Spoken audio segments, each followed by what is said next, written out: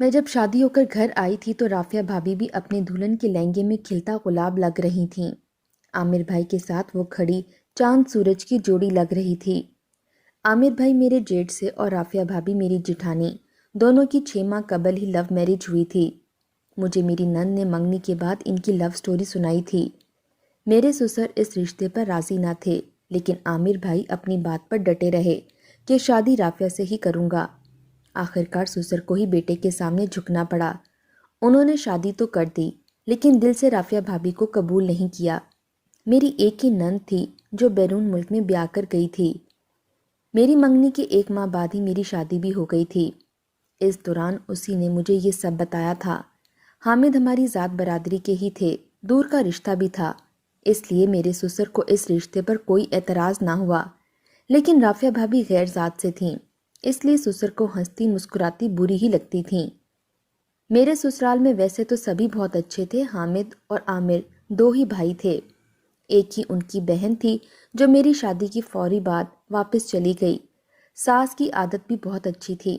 میری شادی کو سال ہی گزرا تھا، اللہ نے میری گود بھی بھر دی تھی، لیکن میری جٹھانی کی گود ابھی بھی سونی تھی۔ وہ میرے بیٹے سے بہت پیار کرتی تھیں۔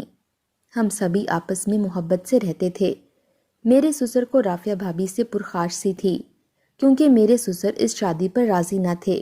کہتے تھے کہ یہ لڑکی خیر ذات کی ہے، پھر عامر جس طرح سے اس کی محبت میں گرفتار ہے، یہ لڑکی اسے ہم سے الگ کر کے لے جائے گی۔ میں ان کی برادری کی ہی تھی، پھر میری شادی حامد سے گھر والوں کی رضامندی سے ہوئی تھی، اور عامر بھائی نے تو ضد کر کے رافیہ بھابھی سے شادی کی تھی۔ اس لیے میرے سسر شروع سے ہی مجھے اہمیت دیتے تھے۔ رافیہ کو ہر وقت گھورتے رہتے، ان کے کھانے میں نقص نکالتے، کیونکہ انہیں لگتا تھا کہ وہ کبھی ان کے گھر نہیں بسیں گی، ان کے بیٹے کو لے کر الگ ہو جائیں گی۔ لیکن رافیہ بھابھی نے میرے سسر کی ہر کڑوی کسیلی سن کر کبھی برا نہیں منایا تھا۔ وہ مسکراتی ہی رہتی تھیں، کہتی ابا خود ہی ٹھیک ہو جائیں گے۔ اپنے سسر کے رویے سے میں پھر بھی کبھی کبھی دل برداشتہ ہو جاتی تھی، تو اپنی جٹھانی سے کہتی محبت تو عامر بھائی نے بھی کی ہے آپ سے، پھر ابا تانے صرف آپ کو ہی کیوں دیتے ہیں؟ مجھے اپنی بے ضرر سی جٹھانی کی چپ پر غصہ بھی آتا تھا، لیکن وہ کہتی عامر کی محبت کے آگے مجھے ابا کی باتیں بھی بری نہیں لگتی۔ لیکن شاید میرے ہنستے کھیلتے جیٹ جٹھانی کو نظر ہی لگ گئی تھی۔ میرے جیٹ کی اچانک سے نیگانی موت نے ہمارے گھر پر تو جیسے قیامت سی برپا کر دی تھی۔ عامر بھائی کی بائک آفس سے آتے ہوئے ایک ٹرک سے جا ٹکرائی تھی۔ وہ موقع پر ہی جاں بحق ہو گئے تھے۔ کتنا مشکل ہوتا ہے شوہر کے بغیر زندگی گزارنا۔ خدا کسی پر ایسا برا وقت نہ لائے جیسا میری جٹھانی رافیہ بھابھی نے دیکھا تھا۔ جس اذیت سے وہ گزر رہی تھیں، جس شخص کو وہ کھو چکی تھیں، یہ صدمہ ہی ان کے لیے کم نہ تھا کہ اس پر میرے سسر کی اس قسم کی نازیبا حرکتیں۔ اچانک سے یہ خبر ہمیں ملی تھی کہ عامر بھائی ایکسیڈنٹ میں انتقال کر گئے ہیں۔ رافیہ بھابھی تو ان کی آمد سے پہلے تیار رہتی تھیں، اب بھی فینسی لباس پہنے ہوئے وہ تیار تھیں، لیکن اس خبر نے تو جیسے انہیں دیوانہ کر دیا تھا۔ وہ حامد سے کہنے لگیں تم جھوٹ بول رہے ہو، عامر مجھے چھوڑ کر نہیں جا سکتے، تمہیں غلط فہمی ہوئی ہے، وہ مجھے یوں چھوڑ کر کیسے جا سکتے ہیں؟ حامد خود بے تحاشا رو رہے تھے۔ میں رافیہ بھابھی کو سنبھالنے لگی، لیکن وہ تو پاگل سی ہو گئی تھیں۔ ایک طرف میری ساس کا رو رو کر برا حال تھا، جوان بیٹا ان کے سامنے میت کی صورت میں 4 کندھوں پر آیا تھا، دوسری جانب میری جٹھانی کی حالت ٹھیک نہ تھی۔ بڑی مشکل سے انہیں ہوش دلایا جاتا، لیکن وہ عامر عامر کہتی پھر سے بے ہوش ہو جاتی۔ ہمارے ہنستے بستے گھر کو نہ جانے کس کی نظر کھا گئی تھی۔ میری نند یہ خبر سن کر اکیلی ہی امریکہ سے آئی تھی، اس کا بھی رو رو کر برا حال تھا، بار بار بھائی کو یاد کر کے پھوٹ پھوٹ کر رونے لگتی۔ میری ساس دل کی مریضہ تھیں، بیٹے کا صدمہ برداشت نہ کر پائیں۔ عامر بھائی سے تو میری ساس کو محبت بھی بے تحاشا تھی، اس لیے عامر بھائی کی موت کے 2 دن بعد ہی انتقال کر گئیں۔ ہم پر تو ایک کے بعد ایک آفات ٹوٹ پڑی تھی۔ ہم تو پے در پہ اپنے گھر سے اٹھنے والی 2 میتوں کو دیکھ کر خوفزدہ سے ہو گئے تھے۔ میری جٹھانی کی حالت ان دنوں بہت خراب تھی۔ وہ سوئے ہوئے چلانے لگتی تھیں، کہتی عامر تم مجھے چھوڑ کر مت جاؤ، میں کیسے تمہارے بنا جیوں گی؟ میں اس وقت گھر میں اکیلی ہی عورت تھی جو اس غم میں گھر کو بھی سنبھالے ہوئے تھی اور رافعہ بھابی کو بھی۔ میرے جیٹ اور جیٹھانی دونوں میں محبت بھی بہت تھی، لیکن جو صدمہ بھابی کو ملا تھا وہ بہت بڑا تھا۔ ایک طرف بھابی تھیں تو دوسری طرف میرے سسر، پہلے بیٹے کا غم اور اس کے بعد بیوی کا صدمہ۔ میں کبھی سسر کی دیکھ بھال کرتی، کبھی عدت میں بیٹھی جیٹھانی کو تسلی دینے کی کوشش کرتی۔ 1 مہینے تو میں گھن چکر ہی بنی رہی۔ میری نند بھی واپس جا چکی تھی۔ وقت گزرنے کے ساتھ ساتھ سب کچھ معمول پر آنے لگا۔ وقت گزرنے کے بعد انسان تکلیف کے ساتھ شاید سمجھوتا کر ہی لیتا ہے۔ بھابی بھی اب کچھ سنبھل سی گئی تھیں، لیکن کبھی کبھی جب عامر بھائی انہیں شدت سے یاد آتے تو وہ میرے گلے لگ کر بے اختیار رونے لگتیں۔ میں انہیں تسلی دینے لگتی، لیکن آنکھیں تو میری بھی بھیگ جاتی تھیں۔ یہ ایسا غم ہے جس عورت کو لگ جائے وہی اس کی اذیت کو جان سکتی ہے۔ جیٹھانی کی سسکیاں مجھے کبھی کبھی تڑپنے پر مجبور کر دیتیں۔ 5 سال کی محبت اور بے انتہا اختلافات کے بعد ان کی شادی عامر بھائی سے ہوئی تھی، اور دکھ بھی ہوتا تھا۔ حالانکہ مجھے رافعہ بھابی نے بتایا تھا کہ وہ عامر بھائی سے کہتی تھیں کہ اگر ان کے گھر والے نہیں مانتے تو انہیں بھول جائیں، لیکن عامر بھائی کہنے لگتے تمہارے بغیر مر جاؤں گا رافع۔ جب یہ باتیں رافعہ بھابی کو یاد آتی تو وہ تڑپ کر رونے لگتی۔ کہتی زینب، عامر نے مجھ سے جھوٹ بول کر شادی کی تھی۔ وہ تو کہتے تھے تمہارے بغیر مر جاؤں گا رافع، لیکن وہ تو میرے ہوتے ہوئے بھی جی نہ سکے۔ ان کی باتیں، ان کی سسکیاں میرا دل بھی تڑپا دیتی تھیں۔ میں انہیں بہت سمجھاتی کہ اللہ کی مرضی کے سامنے ہم سب بے بس اور مجبور ہیں۔ عدت تک رافعہ بھابی نے خود کو بہت سنبھال لیا تھا۔ رافعہ بھابی نے بھی اپنے گھر والوں سے لڑ کر عامر بھائی کو اپنایا تھا، اس لیے شادی کے بعد ان کے میکے والے ان سے ناتا توڑ چکے تھے۔ اس لیے بس عامر بھائی کی وفات پر ہی وہ لوگ کچھ دیر کے لیے آئے تھے۔ اس کے بعد بھابی کی عدت ختم ہونے پر آ گئے۔ وہ بھابی کو اپنے ساتھ واپس لے جانا چاہتے تھے۔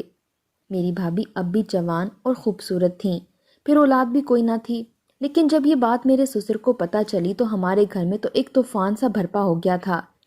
وہ رافعہ بھابی کے والدین سے کہنے لگے کہ لے جاؤ اپنی بیٹی کو، یہ منحوس ہے، میرے بیٹے کو کھا گئی ہے، اس نے میرے بیٹے کو مار ڈالا ہے، محبت کے نام پر اسے 5 سال ایک ذہنی اذیت میں مبتلا رکھا تھا اور اسے بغاوت کروا کر شادی کی تھی۔ میرا بیٹا تو اس کی محبت میں مر گیا، اور یہ اب پھر سے شادی کر کے اپنا گھر بسا لے گی، یہ تھوڑی میرے بیٹے کے نام پر زندگی گزارے گی۔ ایک تو رافعہ بھابی پہلے ہی عامر بھائی کو نہیں بھولتی تھیں، اور دوسری سسر کی باتوں نے انہیں اذیت دینے میں کوئی کسر نہ چھوڑی تھی۔ وہ میرے سسر سے کہنے لگیں کہ وہ اب بھی عامر سے بہت محبت کرتی ہیں، وہ کیسے انہیں اس بات کا یقین دلائیں۔ میرے سسر نے تو انہیں کالے پانی جیسی ہی سزا سنا دی تھی۔ کہنے لگے کہ ٹھیک ہے، تم ساری زندگی عامر کے نام پر بیوہ بن کر زندگی گزار لو، میں اس بات پر یقین کر لوں گا۔ میرے سسر کی خود غرض سوچ پر ہم سب کو ہی افسوس سا ہوا تھا، لیکن رافعہ بھابی کے گھر والے بھابی سے کہنے لگے تم اپنا سامان باندھو، تمہارا اب یہاں ایسا کوئی رشتہ نہیں ہے کہ تم یہاں رہ سکو۔ لیکن رافعہ بھابی نے اپنے گھر والوں کو صاف انکار کر دیا۔ کہنے لگیں میں ساری زندگی عامر کے نام پر اسی کے گھر گزاروں گی، اس لیے آپ لوگ واپس چلے جائیں۔ یہ سن کر ہم سب کو ہی رافعہ بھابی کے جذباتی فیصلے پر افسوس سا ہوا تھا، لیکن میرے سسر بہت خوش تھے۔ بھابی کے والدین مایوس ہو کر لوٹ گئے۔ مجھے یہ سب دیکھ کر بہت دکھ ہوا تھا۔ میں نے حامد سے کہا کہ ابا کیوں بھابی کو اتنی بڑی سزا دے رہے ہیں؟ ایک تو پہلے ہی بھابی اتنی دکھی ہیں، پھر وہ کیوں ساری زندگی عامر بھائی کا غم لگائے ہی زندگی جیتی رہیں؟ یہ تو ظلم ہے۔ حامد کہنے لگے ابا ابھی غصے میں ہیں، چند ماہ رک جاؤ، جب ابا کا موڈ ٹھیک ہوگا تو میں بات کروں گا ان سے، انہیں سمجھاؤں گا یہ سب غلط ہے۔ لیکن یہ سب حامد کی خام خیالی ہی تھی۔ ان کے والد تو کچھ اور ہی ارادہ رکھتے تھے، اور جو کچھ ان کے والد نے بھابی کے ساتھ کیا تھا وہ روح لرزا دینے والا عمل تھا۔ بھابی اب ایک سفید چادر اوڑے رکھتی تھیں، خود کو وہ سفید چادر میں مقید سا کر چکی تھیں۔ میرے ساتھ کچن میں ہاتھ بٹانے لگتی، میں انہیں منع کرتی رہ جاتی، لیکن وہ باز نہیں آتی تھیں۔ کہتی کہ میرا دل بھی بہلا رہے گا۔ میرے بیٹے کو بھی وہ زیادہ تر اپنے پاس رکھتیں۔ میں نے سوچا چلو وہ کچھ بہلیں تو صحیح، ورنہ ہر وقت عامر بھائی کے لیے روتی رہتی تھیں۔ لیکن ایسا صرف چند دن ہی ہوا تھا۔ میرے سسر نے تو ایک دن حد ہی کر دی۔ ہم دونوں کچن میں کام کر رہی تھیں۔ سسر کچن میں آ کر رافعہ بھابی سے کہنے لگے تم میرے کمرے میں آ کر میرا سر دباؤ۔ یہ سن کر تو میں اور رافعہ بھابی حیرت سے سسر کو دیکھنے لگیں۔ سسر کی بات ہی بہت عجیب سی تھی۔ میری جیٹھانی تس بزب کا شکار ہونے لگیں کہ کیسے انکار کریں۔ پھر میرے سسر کہنے لگے کہ آج کے بعد میرا ہر کام رافع کرے گی۔ پھر بھابھی کے پاس جا کر کہنے لگے اگر تم سے میرے کاموں میں ذرا سی بھی غلطی ہوئی میں تمہیں معاف نہیں کروں گا۔ عجیب نفسیاتی شخص تھا میرا سسر۔ وہ عورت پہلے ہی غموں سے چور تھی، ہمدردی پیار کی حقدار تھی، اور بجائے کہ میرا سسر بیٹی سمجھ کر ان کے سر پر شفقت بھرا ہاتھ رکھتے، وہ ان پر مزید ظلم ڈھانے کا سوچ رہے تھے۔ بھابھی اپنا کام چھوڑ کر سسر کے پیچھے ان کے کمرے میں چلی گئیں۔ مجھے اپنے سسر کی یہ بات نہایت بری اور نازیبا سی لگی تھی۔ بھلا یہ کیا طریقہ تھا؟ مجھے کچن کے کام نپٹانے میں کافی وقت لگ گیا تھا کیونکہ میں کام کے معاملے میں سست تھی۔ پھر بیٹا بھی مجھے بہت تنگ کرتا تھا۔ میں بڑی مشکل سے سارے کام کر کے 3 گھنٹے بعد باہر آئی تھی۔ مجھے تو لگا تھا میری جیٹھانی شاید سسر کا سر دبا کر اپنے کمرے میں جا چکی ہوں گی، لیکن میری حیرت کی انتہا نہ رہی جب میں نے 3 گھنٹے بعد رافعہ بھابھی کو سسر کے کمرے سے نکلتے دیکھا تھا۔ ان کا چہرہ آنسوؤں سے بھیگا ہوا تھا، تنفس بری طرح سے بگڑا ہوا تھا۔ وہ لمبے لمبے سانس بھر رہی تھیں جیسے کوئی مشقت کا کام کر کے آئی ہوں۔ مجھ پر نظر پڑتے ہی وہ جلدی سے اپنے آنسو پونچھنے لگیں اور اپنے کمرے میں چلی گئیں۔ میرا دل یوں تھا جیسے کسی نے مٹھی میں لے لیا ہو۔ میں جیٹھانی کے کمرے میں چلی گئی۔ رافعہ بھابھی تو رو رہی تھیں، سسکیاں لے کر رو رہی تھیں۔ میں ان کے پاس جا کر بیٹھ گئی۔ مجھے دیکھ کر وہ نظریں بدل گئیں۔ میں نے کہا بھابھی کیا بات ہے؟ ابا نے کچھ کہا ہے آپ سے؟ میری بات پر وہ کچھ گھبرا سی گئیں، پھر کہنے لگیں میری قسمت ہی شاید ایسی ہے، ابا کی عادت کو تم جانتی ہو۔ یہ کہہ کر وہ کھڑی ہو گئیں۔ کہنے لگی سعد کہاں ہے؟ وہ میرے بیٹے کا پوچھنے لگیں، بات کو ٹالنے کی کوشش کر رہی تھیں۔ مجھے انہیں دیکھ کر بہت دکھ ہوتا تھا۔ میرے سسر نے تو پھر جیسے روز کا معمول ہی بنا لیا تھا۔ اپنا ہر کام وہ رافعہ بھابھی سے ہی کرواتے، اور اگر کبھی ان سے کچھ غلط ہو جاتا تو انہیں بہت برا بھلا کہتے تم جان بوجھ کر میرے کاموں سے جان چھڑواتی ہو۔ رافعہ بھابھی اپنی صفائی میں کچھ کہنے لگتی تو وہ انہیں منحوس کہنے لگتے، کہتے تم میرے بیٹے کو کھا گئی ہو، یہ مت سمجھنا کہ میں تمہیں سکون سے جینے دوں گا۔ مجھے اپنے سسر کی بات پر افسوس ہوتا تھا۔ حامد سے کہتی تو وہ کہتے ابا میری ایک بات سننے کو تیار نہیں ہیں۔ میرا میکہ دوسرے شہر میں تھا۔ ایک بار میرا بھائی مجھ سے ملنے میرے شہر آیا تو ہمارے گھر پر ہی قیام کرنے لگا، کیونکہ اس شہر میں میرے علاوہ کوئی اور رشتہ دار نہیں۔ جب اس نے میرے سسر کا رویہ میری جیٹھانی کے ساتھ ایسا دیکھا تو ایک بار مجھ سے کہنے لگا تمہارے سسر اس بیچاری کے ساتھ ایسا سلوک کیوں کرتے ہیں؟ پہلے ہی بیچاری بہت دکھی ہے۔ میں نے کہا بس وہ ایسے ہی ہیں۔ دن یوں ہی گزر رہے تھے کہ ایک بار جو میری آنکھوں نے دیکھا مجھے یقین نہیں آ رہا تھا۔ اتفاق تھا کہ میرے سسر کسی دوست کے گھر دعوت پر گئے تھے۔ حامد اپنے آفس میں تھے۔ میں سعد کو سلانے اپنے کمرے میں لے گئی۔ ویسے تو میں خود بھی دوپہر کو سو جایا کرتی تھی، لیکن آج نیند نہیں آ رہی تھی۔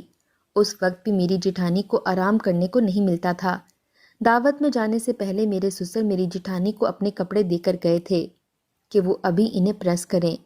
وہ کپڑے ہی استری کر رہی تھیں۔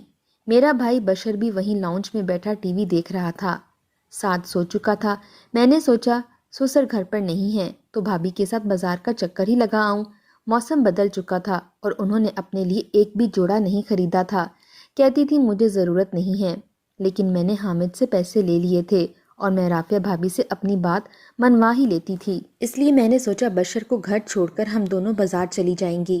لیکن جیسے ہی میں نے کمرے کا دروازہ کھولا سامنے کا منظر دیکھ کر میں حیران رہ گئی تھی۔ بھابھی نہ جانے کس بات پر بشر سے الجھ رہی تھیں۔ ان دونوں کی میری جانب پشت تھی۔ کہنے لگی آپ کو شرم نہیں آتی مجھ سے اس قسم کی بات کرتے ہوئے؟ یہ سن کر تو میرا دل بھی گھبرا سا گیا تھا کہ میرے بھائی نے ایسا کیا کہہ دیا ہے۔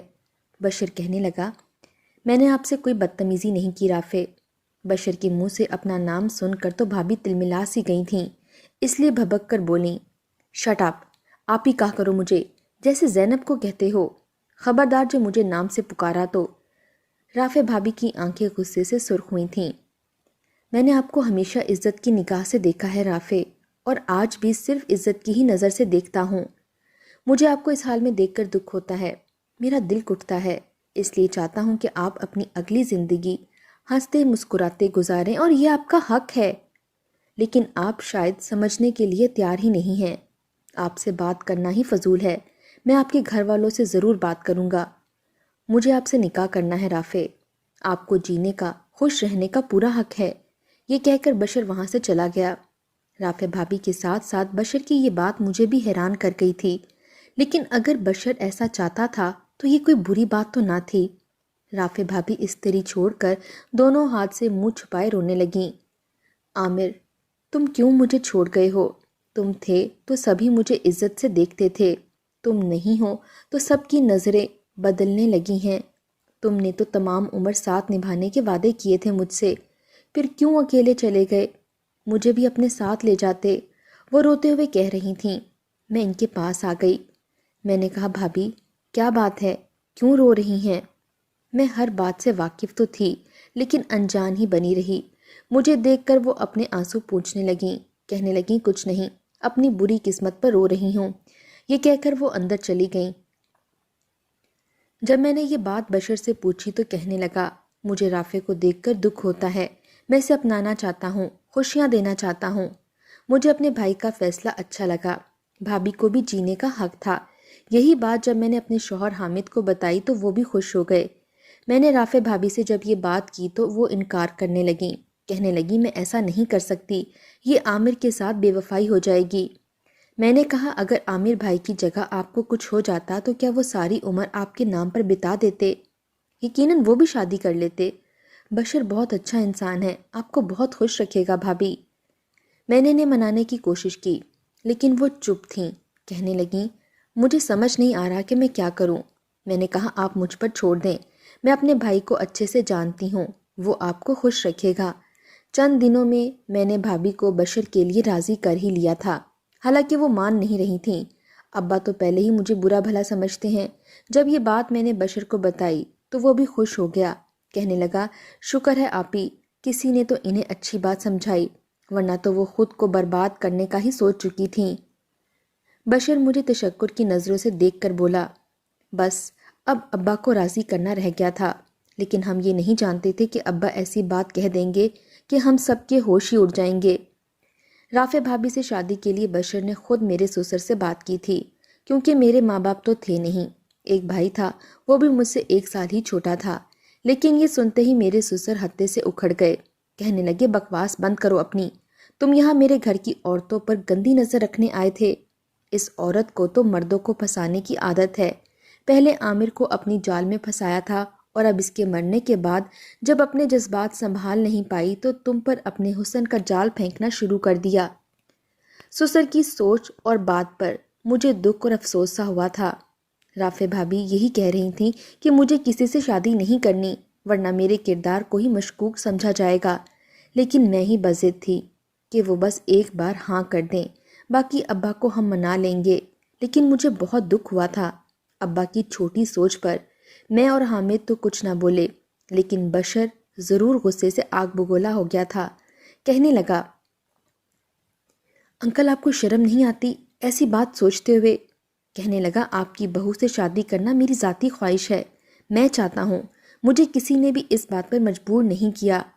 رہ گیا ان کی کردار کی بات تو وہ پہلے بھی با کردار تھیں اور اب بھی پاک باز ہیں۔ لیکن سسر نے تو بشر کے منہ پر تھپڑ مارا اور کہا نکلو میرے گھر سے باہر۔ میرے سسر پر تو جانے کون سا جنون سوار ہو گیا تھا، وہ دھکے دے کر میرے بھائی کو گھر سے نکالنے لگے۔